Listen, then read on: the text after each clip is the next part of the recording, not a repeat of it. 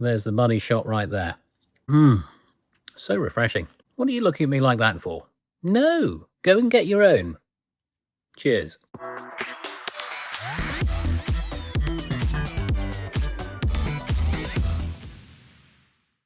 Welcome back to Cricket and Cocktails for the first Test review of the summer. England go 1-0 up in the Test series against New Zealand. They secured victory at Lord's on Sunday just before lunch. But that's not the headline now, nor is the nature of the Lord's pitch, which was very poor. It offered lots of sideways movement and plenty of uneven bounce throughout one of the shortest result games ever seen in Test cricket. The match lasted just 166 overs in total.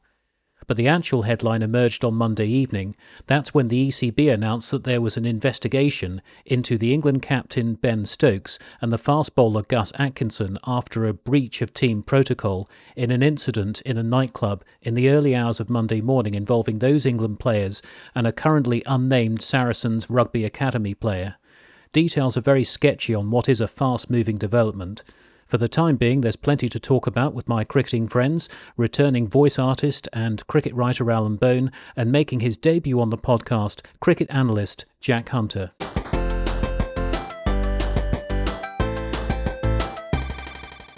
It's been an interesting couple of days, hasn't it? It's not exactly been dull. I was relatively optimistic on Sunday when England wrapped up a win after a disappointing Ashes series in Australia, albeit on a not very good Lord's surface, which allowed the match to finish in 166 overs, one of the shortest result Test matches the game has ever seen.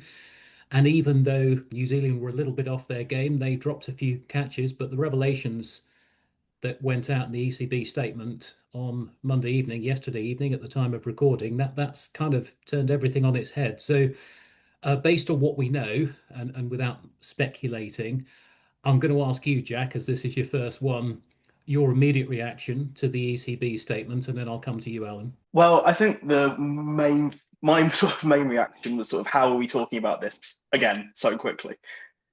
It seemed to be one of the big stories that came out of the Ashes that the England players were going out drinking, all that sort of stuff. I thought there might have been a bit of a break before we had a story come out like this again. I'm not suggesting that they should be, only playing cricket and sitting at home in their hotel rooms doing nothing, but I was surprised that they were, put themselves in that sort of situation where stuff like that can happen. I can't remember if it's Keel McCullum who did say something about don't do anything to get yourselves on the front pages and don't stay out after midnight. I think Like, Brendan McCullum said nothing good was happens that after midnight, which was is it something like that? probably Yeah, broadly correct. yeah. It doesn't really sound like they've done much wrong on the night apart from breaking curfew, but it's surprising that we're talking about it, I think. Alan, it is important to say that we really don't know very much about what happened in this nightclub. We don't even know if the individuals involved were drinking. What we do know, because the ECB has put it out in their statement, was that there was a breach of protocol and that this incident happened in the early hours of Monday morning. Now, that alone does suggest a certain lack of judgment from the individuals involved, does it not? Yeah, it does, Ben, I'm afraid. And like Jack, I kind of find it amazing that we are back talking about this again. I mean, I would have thought after the farce of the winter and having had this stay of execution from this management structure, they would have wanted to do absolutely everything to stay the right side of the line. And, as it were, going to bed at 10 p.m. rather than midnight. And as you say, we don't know a lot, so we can't speculate, but we know enough to know that they were out after midnight because Monday morning by definition. And it's just really not a good look at all for a captain. There's already issues about him in terms of his batting form and his worth in the side. And if he wasn't captain, there'd probably be quite a lot of discussion as to whether England should be sticking with him. I felt England needed a new captain anyway, because I felt there was too much uncertainty around him and his physical fitness and this constant will he, won't he, is he fit, can he bowl, will he make the whole series? I mean, it's hard because he's obviously an all-rounder and the demands on the body, etc., and he's not in the first flush of youth. But I think if there's incidents now happening off the field, it sounds harsh, but that may give them the excuse to actually just make a clean slate and move on, as harsh as it sounds, because you cannot have a captain breaching I don't want to sound self-righteous about this, but ultimately, if you're bringing in place a protocol to improve standards, you cannot have the leader of the group breaching that at the first time of asking and not having any sanction for doing so. Of course, the issue with that is logically, Jack, you would go to the vice captain. And we do know, because it's out there in the public domain and has been for some time, that the current England vice captain has hardly covered himself in glory either. So, do they go to Harry Brook and just give him another chance? Or do they go, if they do have to change captain, we don't know they're going to do that, do they go to someone else entirely? What do you think, Jack? I think Harry Brook would be the assumption. I think obviously with his incident, I suppose we know a little bit more about that one, and I suppose what we do know now about that is that there wasn't actually a curfew in place at that time, Yes, that's a good so there point. wasn't a more of a specific rule he's broken. And I think I'm aware that the ECB said they've basically drawn a line under the incident, haven't they? Mm. So if they have done that and that's true, I don't think you can then go, well, actually, we're going to punish you for something that we've said we've drawn a line under. But yeah, it's not going to be a great look, is it, if you say we're moving on from this captain because of an incident in the nightclub, and then the person who you're appointing has had his own incident in a nightclub, a few months before. Alan, let's have a quick look at Gus Atkinson, if we may. He picked up another fiver at Lords. I think he's got four of them now, bowled very well on an admittedly very helpful surface, which we will come back to later. Now, this incident, unlike the Harry Brook one that Jack was talking about, took place after a protocol was in place, and the ECB have made it reasonably clear that that was still in force. Now, with Jofra Archer possibly free to come back for the second test, although that's not definite, with Sonny Baker almost making the 11, but not quite making the 11, and presumably Bryden Cass will come into the side at some point. Might his place be under threat, and would you possibly replace him? If it wasn't for this nightclub incident, I would have said no. You know, he's just got 5 wickets. He had a difficult winter with injuries. Good to see him back, albeit on a helpful pitch, and let's give him the second test, probably the whole series, to see how he's doing. As with Stokes, there's got to be some sanction imposed for this breach of protocol. You know, if they think it's important enough to impose a midnight curfew, and that has been breached, as though we don't know the speculation what else has gone on, but we know that that has at least been breached. That's just not acceptable, really. And yes, they will have to make a change there. And as you say, it'll be Jofra Archer or Sonny Baker, depending on conditions. I don't know whether you want to get into the whole IPL chat as well. I mean, the whole It thing, had Ben, occurred to me. Yeah. yeah. I mean, the whole thing just it frustrates me this as an England fan because it all adds up to a sense, and this might sound terribly unfair, of playing test matches for England almost being the least important thing on the agenda after sort of going out night clubbing, after playing in the IPL, after all sorts of other things. And I don't know, I just think it should be a higher priority than that. But Well, there we are. I mean, here's a suggestion, Jack, for an armchair viewer, so not necessarily a die-hard cricket fan, but for an armchair viewer, you have potentially got a window of opportunity for Test cricket. The IPL season finished at the end of May. We are just before the Football World Cup. So this was a chance for this test match to really showcase the game of cricket in its longest form. And prior to all these things that we've been talking about, we've got possibly one of the worst Lord's surfaces I've ever seen. It was slow. It wasn't great actually in the test last summer against India, where it was also slow, but this time there was a lot of sideways movement. How bad was that pitch? It was pretty bad, wasn't it? I think, especially in sort of the nature of it. I think sometimes you've got a pitch that's turning square or is nipping around a bit, was really quick. I think there's still some enjoyment in that. There's really good batting can still, I think, find a way around that. Whereas some of the balls that were keeping low, like the Bethel dismissal, doesn't matter how good you are, there's no way you can keep something like that out. And I think obviously you mentioned the India Test last year, but I think the World Test Championship final, South Africa, Australia, I thought that pitch was pretty poor, pretty slow as well. I don't think it's a particularly new issue at Lords, and I think it is something they're going to have to certainly look at some solution. Well, the ECB have put out a statement, but that doesn't change the fact, Alan, that there are two more test matches that are due to take place this summer. One involving England women and India women, and one involving the men's team against Pakistan. And then, of course, next summer, we've got an Ashes test against Australia. How bad do things have to get before the ECB say, well, I'm sorry, we're taking these games away from you? Could that happen? Is that possible? Well, I think it probably should be happening, and I think if it was most other grounds around the world, it probably would be happening. And I think this is where the frustration is because that pitch simply wasn't up to it. I mean, it really wasn't. As you said, the things shooting along the deck, the high bounce, the low bounce, the lack of pace. I was there on Friday watching it, and I have to say, although I watched probably 16 or 17 wickets fall, it was a really disappointing day to be there, and that wasn't just the £12 hot dog that I had either. It sounds from people that know about these things that the thing needs to be dug up and they basically need to start again because they've been doing things to try and sort of get the pitch correct, and it just hasn't worked. I'm no expert on how you do these things, but these guys are, and they've had every opportunity at Lords to get this right. This is the showpiece ground in the country. I think they should be doing something kind of pretty quick. And if it means that you have a summer or two where you don't play matches there, well, so be it, really. I think several people have said that. Another option would be drop-in pitches where you curate the pitch somewhere else and then insert it into the field. But there's quite a lot of evidence with previous drop-in pitches that they behave erratically early on and settle down later. There's several examples, Jack, of pitches that have done that. Which of those relatively unpalatable options do you believe the MCC might look? And will they look Well, at those options?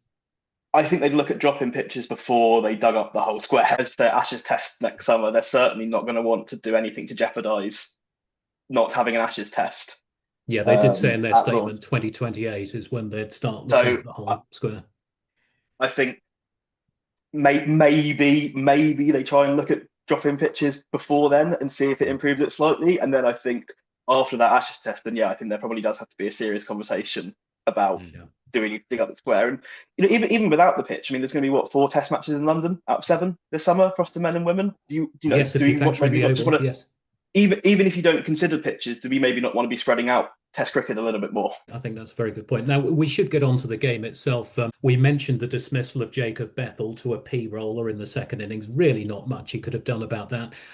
I would say there's not much Emilio Gay could have done about his first innings dismissal. Length ball that he had to play, got up and bounced quite a bit more than he was expecting and left him. And then he made a 57 in the second innings. So I think that is a positive that England can take out of the game. We talk about the bowling. I mean, you still have to rock up and bowl and land it on a good line and length, but when you've got a pitch as helpful as that, you do tend to look at the batting for standout performances. And I don't know what you guys think, but I think under pretty crushing circumstances, Emilio acquitted himself very, very well, didn't he? Yeah, I thought he showed a good temperament and a decent technique. I mean, it's very hard to judge. It's very hard to judge anybody on one test match or in any conditions, but this was such a kind of unique game in its complexion, even more difficult. From what I've read and what I've heard from people, he's very, very highly rated, and we saw evidence of why in this game. It seems we may, fingers crossed, have a reliable opener who is capable of building an innings, showing patience and good judgment. And then there were a few expansive shots as you know, as he got into the sort of 40s and 50s, but a crucial innings in the context of the game. And let's hope he can kick on from here in the rest of the series. Very good batting also, Jack, from Harry Brook. He benefited from New Zealand not being quite on their game because he was reprieved a couple of times.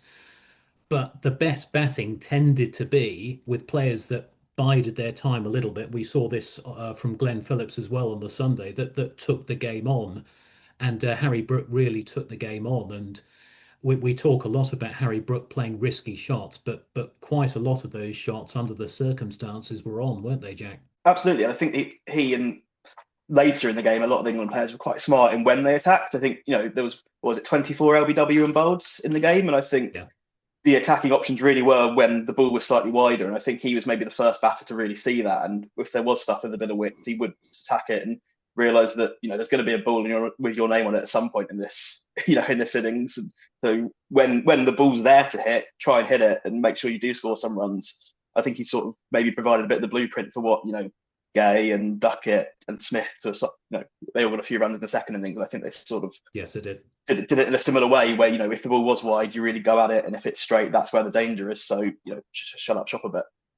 That there were a few disadvantages that England benefited from. Obviously, Matt Henry struggled with back spasms on day one, and he was never really 100% fit over the course of the game. New Zealand spilled, I think it was 5 chances, 2 of them from Rachin Ravindra, which at this level, I'm not saying any of us could have caught them, but at test level, they were relatively regulation, so there's that benefit. But you've still got to make those things count, haven't you? And before the revelations on Monday evening, yes, okay, it wasn't a very good pitch, but you've still got to play on it. And if you get a bit of luck, so be it. You've still got to be good enough to take advantage of it. And there's several instances where England did exactly that. Yeah, and their approach, particularly in the second innings, had moved on from the sort of Bazball, bish bash bosh, as Jack said, to sort of take advantage of potential scoring opportunities, particularly when there was width, and to show, in as much as that pitch allowed them to, a decent defence in keeping the straight ones out. So I was quite encouraged by that. The approach did seem a little bit more nuanced than we'd seen in recent times. It'll be interesting to see how they kick on from here, particularly given the off-field stuff. We have to address the other elephant in the room, and I'm not talking about Monday morning now. We've just had, in addition to one of the shortest result test matches the game of test cricket has ever seen, we've had the first England test since 1988 where not a single player bowled an over of spin. Yet we selected a spinner. We selected Shoaib Bashir. He made it into the 11 with Sonny Baker, the Hampshire fast bowler, missing out. He didn't bowl, and his sole contribution was a first innings knock of 14, batting at 11. I mean, apart from the fact that the pitch wasn't very good, are we in danger of looking fairly ridiculous? If you're going to pick Shoaib Bashir, why didn't he bowl? I don't think the conditions were there for him, and I think as much as they looked at the pitch and probably were aware it was going to be mostly for seamers, I don't think anyone knew it was going to be the extent to which it was going to be. I think looking at the rain that was around, you could probably ask whether they should have picked Rehan instead, knowing that any spinner, no matter what the conditions, probably wasn't going to bowl much. And he's obviously got the extra batting. I don't want to go too hard on them for picking Bashir, because had the weather been a little bit different, the test match might well have gone a little bit longer, and he might well have come into it more. And they probably didn't expect it to be as, the pitch to be as crazy as it was. Yeah, Needed his 14 runs. That's what it was. That was well, exactly, yeah.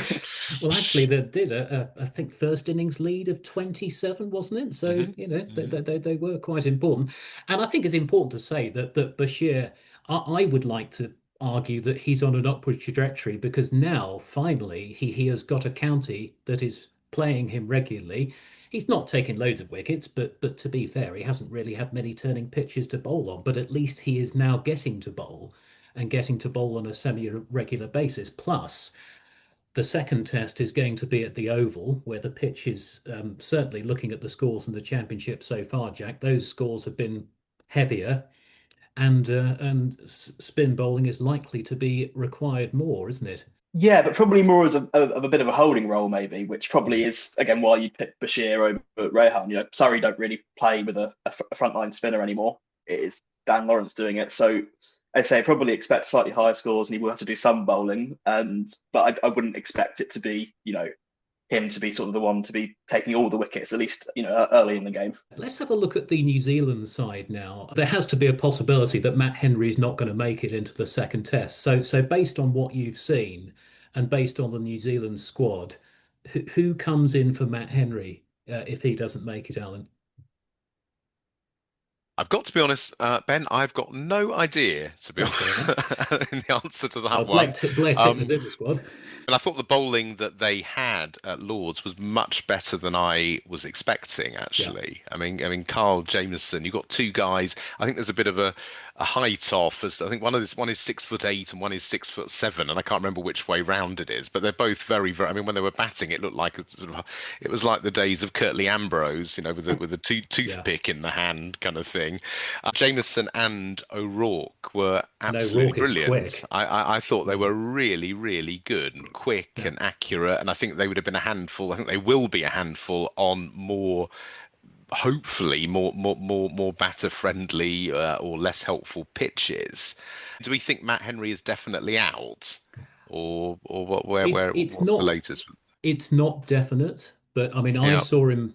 I saw him on Sunday. He was only batting on Sunday, of course. I saw most of his bowling subsequent to day one, and he did get a couple of wickets. But also, I mean, I don't know what you think, Jack, but I thought he was struggling for rhythm a little bit. Plus, of course, he's not in the first flush of youth. The gaps between Mm. Test matches are quite small, so I think there has to be a possibility that he won't play. What do you think, Jack? Yeah, I think it's definitely a chance. I think it probably helps him that there's the bigger gap is between the first and the second, so Yes, he that's might true. well be able to. I'd expect Zach Folkes to come in for Henry if Yeah. if he can't play, because I think Tickner's probably there more as an O'Rourke sort of replacement as the sort of quicker, bouncier bowler. But I mean, he's a big miss, Henry, because I mean, since he sort of came back into the side, he's been pretty much as good as anyone at pace bowling Test cricket. I think since the start of 2023, he averages 19.5 at a strike rate of 39. He was fabulous for Um, Somerset last summer as well.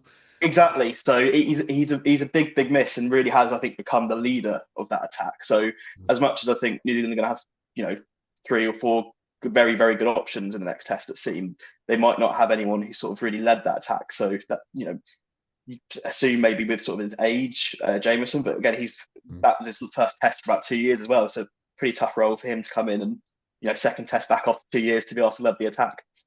I think we saw enough quality from New Zealand periodically in this Test match, Alan, to suggest that on a better wicket that offers a more even contest between bat and ball, that this New Zealand side is a force to be reckoned with. I thought Glenn Phillips played very well under Mhm. difficult circumstances. Devon Conway had a little bit of luck, but he toughed it out. We know that Kane Williamson doesn't have a great record in England, but it would be impossible to argue that he's not a great player.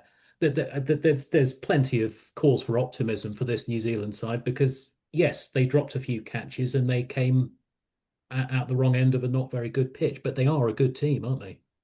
Definitely, yeah. And it would be a surprise, or I would be surprised if they didn't kick on and do well, win certainly one of the remaining two tests, if not both of them. I think they've got enough there, as you say. And the batting, you'd expect Williamson to fire somewhere. You'd expect Conway. He looked very good in that second innings. There's quite a lot of depth in the middle and lower middle order. People like Blundell.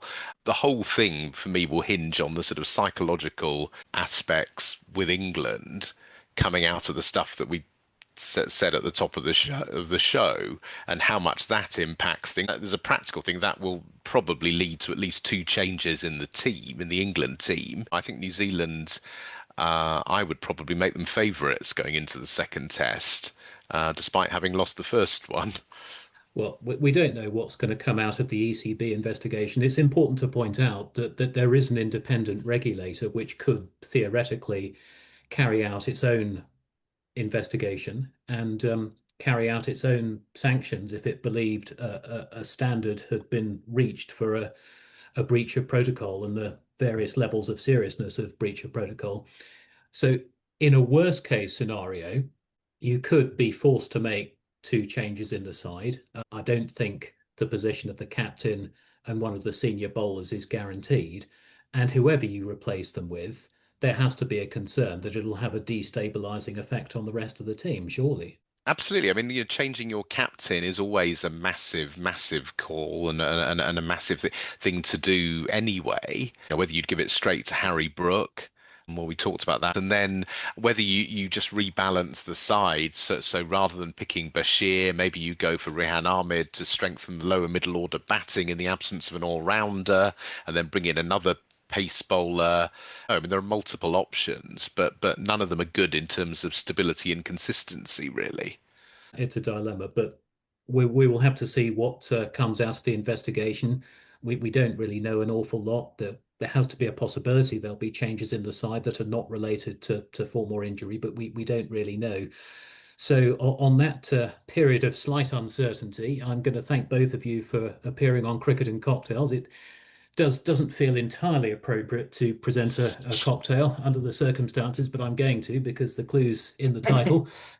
This is an elderflower spritz. It's sometimes known as a Hugo spritz. It's made with homemade elderflower cordial. You can buy your own cordial, of course. You don't have to make it.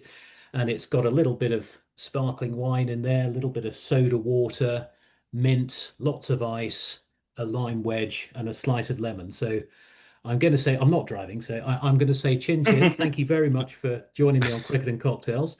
We will reconvene at the Oval. That test match starts on Wednesday week, and we'll know a lot more about the direction of this England team and this New Zealand series then.